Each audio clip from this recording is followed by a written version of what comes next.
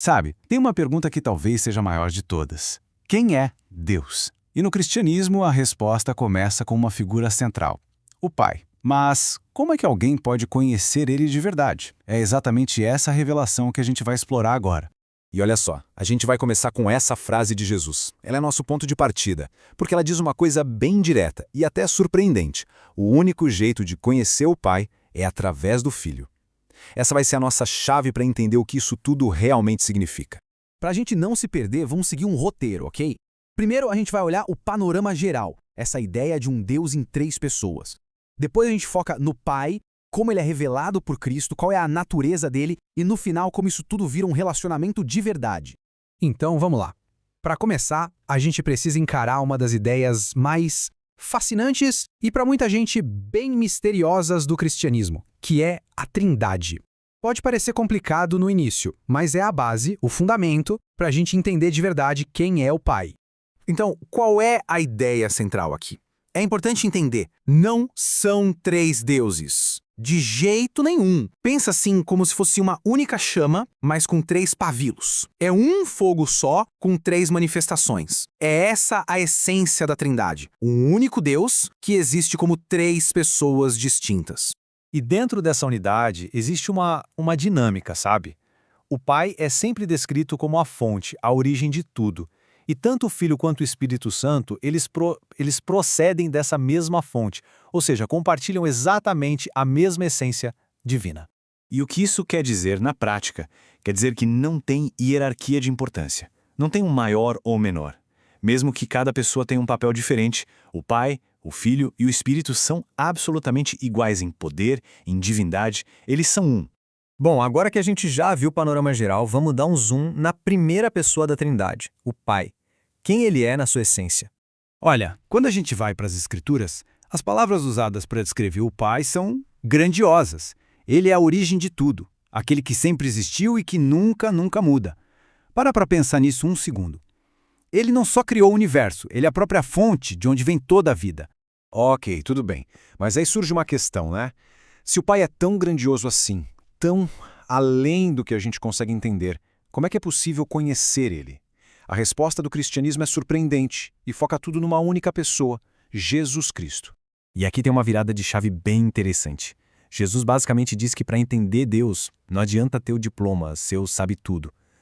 Esse tipo de conhecimento se revela para os pequeninos, sabe? Para aqueles que chegam com humildade, com a confiança de uma criança. E esse pedido do apóstolo Filipe é algo que, no fundo, muita gente já sentiu, né? Aquele Senhor, só se mostra pra gente. É esse desejo profundo de ver o divino com os próprios olhos. E a resposta que Jesus dá para esse pedido tão direto, bom, ela vai mudar tudo. E aqui está, essa é a resposta. Uma das frases mais impactantes de todas. Quem me vê, vê o Pai. Presta atenção.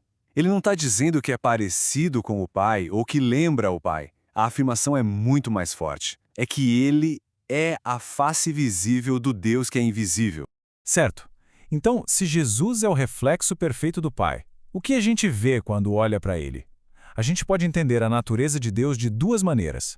Primeiro, tem aquelas qualidades que são exclusivas de Deus. Ninguém mais tem. Pensa no Sol. Ele pode compartilhar a luz, o calor, mas não pode compartilhar o fato de ele ser o Sol, uma estrela. Essas são as características que a gente chama de incomunicáveis de Deus. Aqui a gente está falando de um Deus que está totalmente além do tempo, além do espaço. Ele sabe de tudo, ele pode tudo e está em todos os lugares ao mesmo tempo. São qualidades que a nossa mente simplesmente não consegue nem começar a dimensionar direito. Mas aí tem o outro lado. Existem outras qualidades que Deus, como se fosse um reflexo, compartilha com a gente, com a humanidade. São os atributos que a gente chama de comunicáveis. E aqui a gente está falando de amor, de bondade, fidelidade, santidade. São traços do caráter de Deus que as pessoas são convidadas a cultivar na própria vida, sabe? Para refletir, mesmo que um pouquinho, quem ele é. Mas beleza, tudo isso não é só teoria, não é só um conceito de livro. Como é que essa doutrina toda se transforma num relacionamento de verdade? O que isso muda na prática, no dia a dia? E aqui a gente chega talvez na maior revelação de todas. Jesus não ensinou a gente a chamar Deus de o Todo-Poderoso ou o Grande Criador. Ele ensinou a dizer Abba. Abba é uma palavra em aramaico, é algo muito próximo de papai.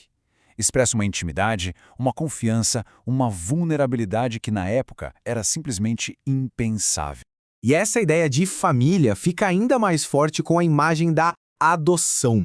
No mundo romano, quando um filho era adotado, ele ganhava, por lei, todos os direitos de um filho biológico. A herança, o nome, tudo. A ideia aqui é exatamente essa. Por meio de Cristo, acontece uma mudança total de status, de alguém que estava do lado de fora para um membro pleno da família de Deus.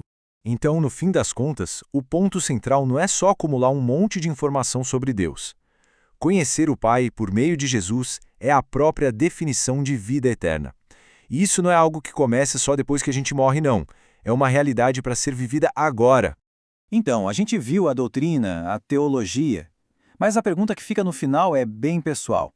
O que realmente muda quando se para de ver Deus só como um criador distante e se começa a conhecer Ele como um Abba, como Pai?